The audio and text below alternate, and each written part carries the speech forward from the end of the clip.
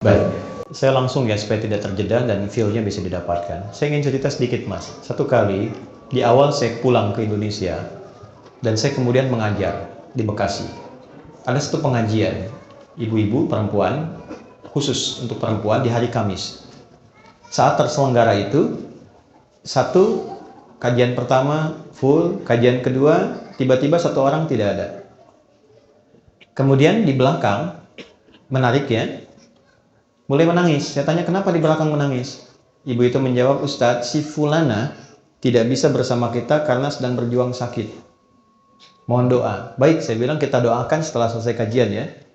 Begitu kemudian saya lanjutkan, jeda sebentar, nggak sampai 5 menit, di belakang terisak.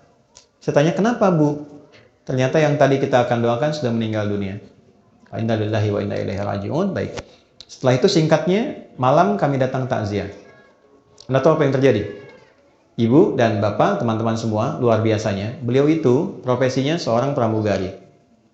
Dalam pramugari profesi yang beliau jalani, tentu banyak kegiatan-kegiatan keduniaan yang terjadi, sehingga juga untuk berhijab pun dulu belum punya kesempatan, pergaulan juga luar biasa. Di ujung hidupnya, Mas, ini yang penting saya sampaikan, dia memutuskan untuk berhenti, selesai, dan dia aktifasikan sisa hidupnya untuk memperdalam Islam. Dia ikut pengajian untuk merubah dirinya. Ketika ikut pertama pengajian, ternyata baru ikut pertama, diagnosis muncul, kena kanker. Lalu masuk rumah sakit. Yang kedua itulah sampai terakhir, ternyata dia berada di rumah sakit sampai ujung hayatnya menjemput. Tapi tahu Anda apa yang terjadi? Ketika saya datang takziah, yang datang itu ibu-ibu pengajiannya, teman suaminya dari jamaah subuhnya, teman-teman lingkungan masjidnya, sedangkan teman seprofesinya belum bisa datang, di malam itu hanya mengirimkan bunga. Saya sampaikan dalam takziahnya, ini luar biasa cara Allah memuliakan hamba ini. Allah berikan sakit sampai ujung hayatnya. Satu, supaya mengisolasi dia dari kegiatan-kegiatan sebelumnya yang sudah dilakukan, sehingga dia fokus untuk bisa menyebut nama Allah saja dalam hidupnya. Setelah dia berubah menjadi orang baik, setelah cukup baginya kemudian beribadah, Allah jemput akhir kehidupannya di tempat dia terisolasi, sehingga dia tidak berbaur lagi dengan yang lain untuk membuat sesuatu yang menyimpang dari kehidupan sebelumnya. Maka apa yang terjadi? Dijemputlah dia dalam keadaan yang baik, dosa-dosanya digugurkan, diberikan pahala yang kuat untuk dirinya, dan yang terakhir yang paling indah, bahkan dimuliakan dan diantarkan oleh tempat-tempat di lingkungan pengajiannya. Yang mau saya katakan apa? Semua apa yang Allah telah tetapkan, yang kita lihat sekarang itu cuma namanya saja. Sakit, kena kanker, kena tumor, macam-macam. Pada hakikatnya, semua itu ujian hidup.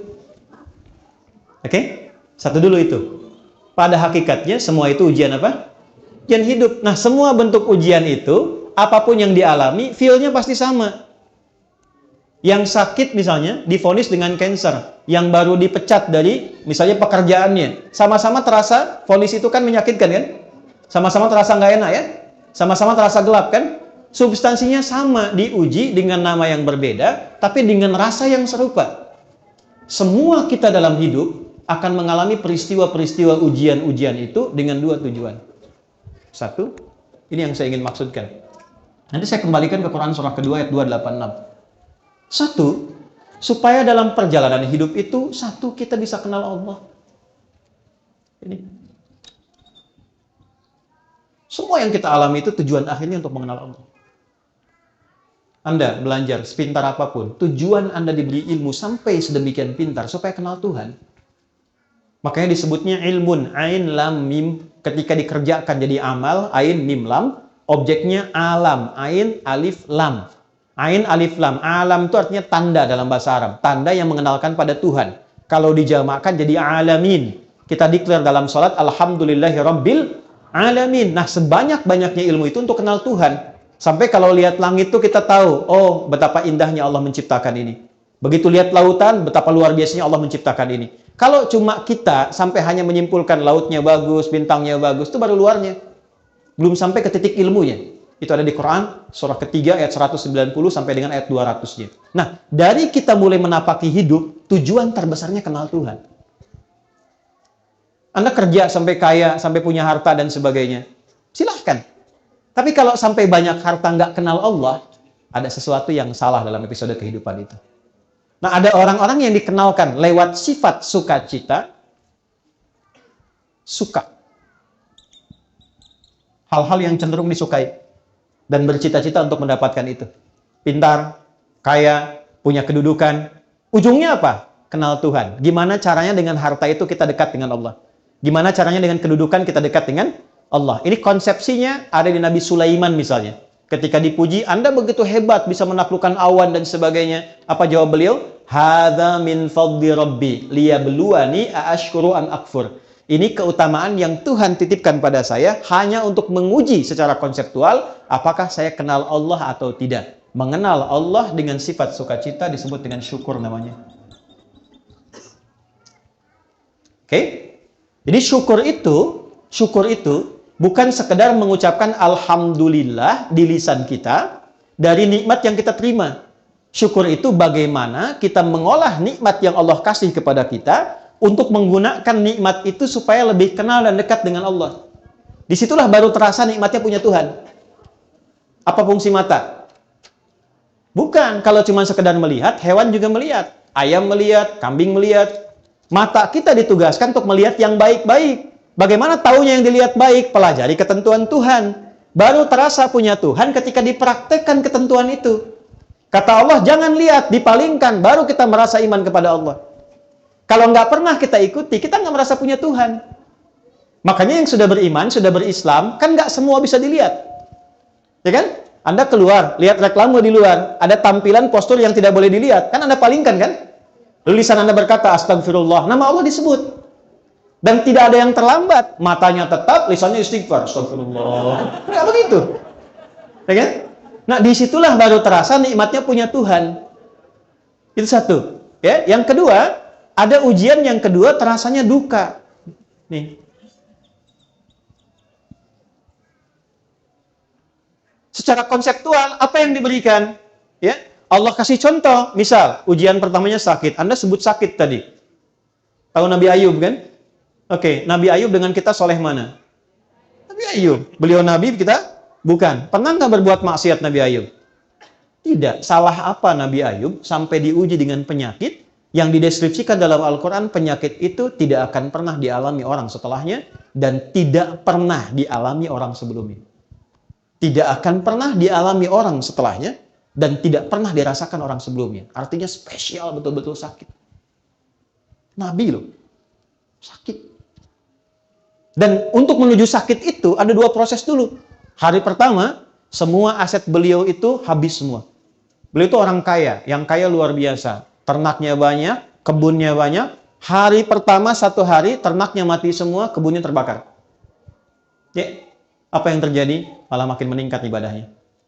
Terima kasih ya Allah, Engkau titipkan ujian ini untuk saya, bukan pada hamba yang lain. Engkau percaya dengan saya. Setan makin penasaran. Ya Allah, minta izin. Yang kedua, wafatkan semua keluarganya dari anaknya. 12 anaknya, hari kedua meninggal semua. 12 anaknya, meninggal semua. Terima kasih ya Allah yang telah menitipkan anak-anak itu untuk aku rawat dan selesai tugasku merawatnya, dia kembali kepada pemiliknya. Setan makin penasaran. Ya Allah, izinkan, berikan ujian sakit yang tidak pernah dialami orang sebelumnya, tidak akan dirasakan orang setelahnya. Ya, yang kalau di tafsir-tafsir itu agak berlebihan, sampai ada binatang macam-macam, mau sholat dilepas dulu, itu agak berlebihan. Intinya sakit yang luar biasa. Apa yang terjadi? Malah nambah lagi ibadahnya. Sampai pada titik puncaknya. Nah, ini poinnya. Quran surah 21 ayat 83 sampai 84. Ini nanti jadi ijazah yang kita bisa teruskan pada pertanyaan Anda tadi. Sampai pada puncaknya ketika beliau tidak mampu menunaikan ibadah dengan sempurna lagi karena makin dahsyat penyakitnya yang kemudian menerpa, maka keluarlah kalimat ini. Wa ayyuba. Dan pernahkah engkau belajar dan dengar kisah Ayub? Idznada rabbahu anni massani yadhurru wa anta arhamur rahimin. Ketika beliau bermohon pada Allah dengan mengatakan, ya Allah, penyakit ini, perhatikan kalimatnya, sudah mulai mengganggu aku sehingga aku tidak bisa menunaikan ibadah lagi dengan sempurna. Jadi minta sembuhnya itu bukan sekedar ingin sehat, tapi motivasinya untuk lebih mendekati Allah. Ya. Anda kalau sakit pengen sehat. Biasanya kan pengen sehat kan? Nah, setelah sehat tuh mau ngapain? Di Quran itu ada panduan yang sangat indah. Kalau penyakit Anda ingin disembuhkan, ya, dengan cepat, tatkala orang memvonis Anda mustahil, tidak mungkin dan sebagainya, maka satu hal yang pernah dicontohkan Nabi Ayub, arahkan kesembuhan itu dengan tujuan untuk meningkatkan kedekatan diri dengan Allah. Ya Allah, penyakit ini sudah mulai menghambat hamba untuk semakin meningkatkan ibadah kepadamu. Sedangkan kau yang paling sayang kepadaku. Kalau pada yang paling sayang tidak menyembuhkan, kepada siapa lagi aku mesti berharap? Wa anta arhamur rahimin. Apa yang terjadi? Fastajabna. Dijawab itu dengan cepat tanpa jeda. Harfu aqfin rabitin baina syai'aini bila hudud. Paham? Tidak. Huruf yang menyambungkan dua peristiwa dengan cepat tanpa jeda. Peristiwa pertama berdoa, peristiwa kedua dikabulkan doanya. Antara berdoa dengan dikabulkan doanya tanpa jeda. Begitu bermohon, seketika dikabulkan. Tapi kapan pengabulan itu terjadi? Ketika sabar dijalani.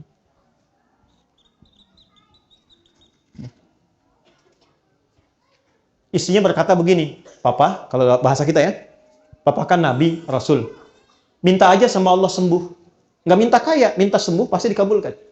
Apa jawab Nabi Ayub? Suez, jawabnya apa? Kata Nabi Ayub gini, Mah, berapa lama kita ini kaya?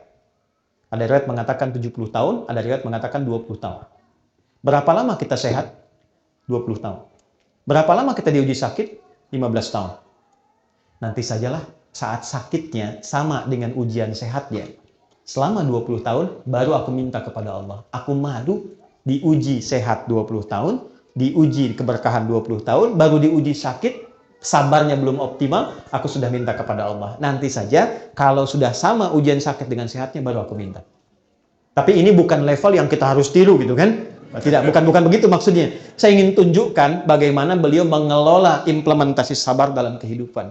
Jadi ketika seseorang bisa melihat syukur dan sabar, dua anugerah yang ditampilkan untuk mengenal Allah, disitulah semua jadi netral. Ini yang dimaksud hadis Nabi dalam Sahih Al-Bukhari, ajaban li amril mu'min. Orang Islam itu kalau imannya sudah mulai meningkat, akan terjadi peristiwa yang mengagumkan. Apa yang terjadi? Jika dia merasakan senang, dia bersyukur. Jika dia diuji dengan musibah yang terasa duka, dia bersabar. Sehingga semua terlihat netral untuk mengenal dan mendekat kepada Allah Subhanahu wa Ta'ala. Makanya ada ulama yang biasa sakit. Begitu tidak sakit, dia nangis. Kenapa Anda menangis? Padahal kan Anda sehat. Saya khawatir ketika Allah tidak memberi saya sakit di pekan ini, Allah sedang meninggalkan saya. Saking pahamnya dengan esensi kehidupan. Jadi yang pertama yang ingin saya katakan, kita jangan simpulkan bahwa ayat Allah tidak mungkin menguji seorang hamba di luar batas kesanggupannya dengan menerapkan ayat itu kepada orang yang divonis penyakit tertentu dan terlihat kemudian dia berekspresi seakan-akan dia tidak sanggup menahannya. Kalimat yang kita jawab dengan itu, justru kita balik. Maha suci Allah yang telah menitipkan itu kepada beliau dimaksud, yang belum tentu ketika diberikan kepada saya belum tentu bisa sanggup untuk menahannya. Yang diberikan kepada orang lain belum tentu sanggup menjalaninya. Diberikan kepada hamba yang ini karena dipilih dia dengan itu, satu, meningkatkan kesabarannya. Dia dapat peluang ibadah.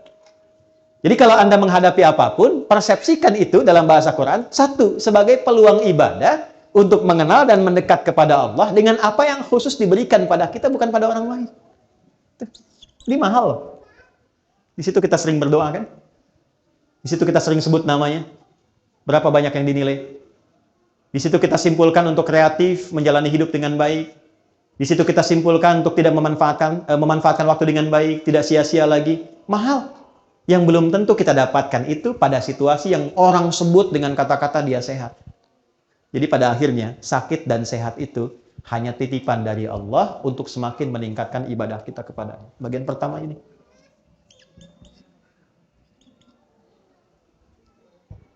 Dua.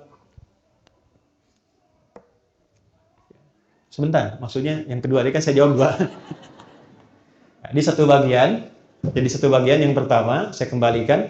La yukallifullahu nafsan illa wus'aha, bukan dipahami dari ekspresi hambanya, tapi dipahami dari perspektif Allahnya ketika memberi. Allah menilai dia sanggup menjalani itu sampai titik yang diberikan oleh Allah untuk bisa menanggungnya.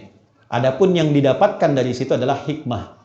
Jelas hikmahnya kemana? Karena itu gini, cara bersikapnya, diberikan oleh Allah apapun terima dulu. Cara bersikapnya itu. Katakan pada diri kita, terima kasih ya Allah yang telah menitipkan ini kepada saya, bukan pada yang lain, karena Engkau menilai aku sanggup menjalaninya.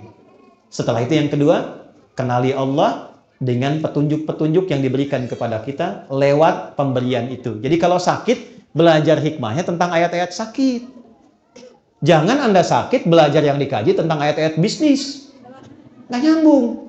Pelajari Nabi Ayub, Nabi Ibrahim ketika sakit bagaimana, ya. Dan yang kedua tadi yang ingin saya sampaikan, supaya kita bisa menikmati proses ikhtiar di dalamnya, sehingga mengumpulkan banyak pahala yang mungkin bisa kita raih. Yang tidak ditemukan dalam kondisi apa? Sehat. Jadi semua netral terlihatnya. Allahu a'lam.